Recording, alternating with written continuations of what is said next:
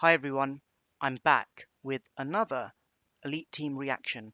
Before we look at this week's Legendary Manager, a quick update on last week's Legendary Manager. I looked at Fabio Borges' team. I predicted that sell Iverson for a 4.5 goalkeeper.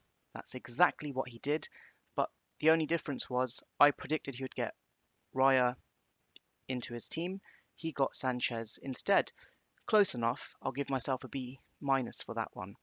So looking at this week's Legendary Manager, we're going to focus on Dan Bennett's team. Dan Bennett has 10 top 10k finishes, and over the past 8 seasons, he's got 6 top 10k finishes and 3 consecutive top 10k finishes since the 1920 season. So clearly, he's earned his stripes in FPL. He's ranked 12th in LiveFPL's Elite 1000 Hall of Fame for good measure as well.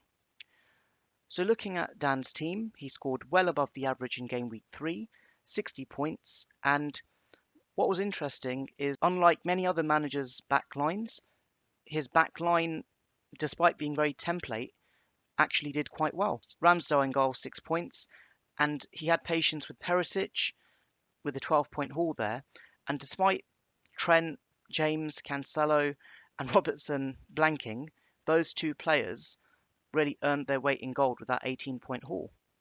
And looking at the midfield, he went for Mohamed Salah as a safe captaincy pick, who rewarded him with 16 points. Martinelli, of course, as well as a template budget midfielder. Like myself, he started Andreas Pereira with an 8-point haul against Brentford during a time when many actually benched Pereira instead. And then looking at the forward lineup, Haaland and Jesus, very template. As for the bench, Ward as the substitute goalkeeper, Neto as a sub 1, De Silva as a sub 2, and Archer. What's interesting is that Dan actually transferred in De Silva for Game Week 3 as a Bailey replacement, and he obviously didn't start him, so it was probably a way of unlocking funds for a future transfer. And just like Fabio Borges' team, Dan's obviously got a very balanced 5-3-2, doesn't really require much tinkering, but with 2 free transfers in the bank, he really will have to make another move so that he doesn't burn a transfer. And I think there's 2 things that Dan potentially might do. Neto appears to be a weak link in this team.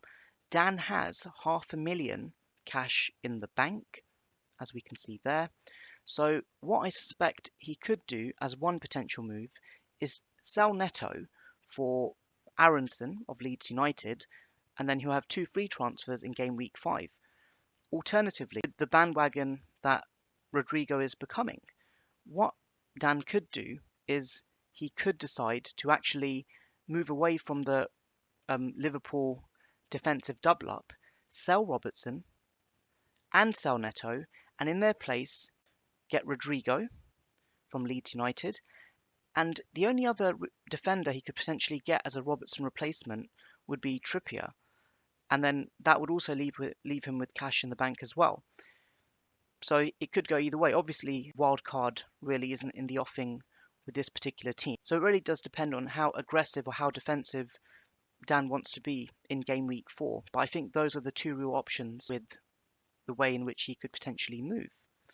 And then looking at Dan's overall rank as well, we can see that Dan started quite steadily with a 900k rank in Game Week 1, steady movement in Game Week 2, and then he literally cut his rank in half in Game Week 3 by having Perisic as a decisive factor as well as Ramsdale, and that's led him to 200 points. And yeah, he's not that far off 100k at this moment in time. And I think he's well poised with the team that he has. So it's looking quite good for Dan at the moment. So there you have it. That's my reaction to Dan's team, as well as a couple of predictions with the transfers that I think Dan will make. Let me know of your feedback or what you think that Dan will do in Game Week 4. Take care. Bye.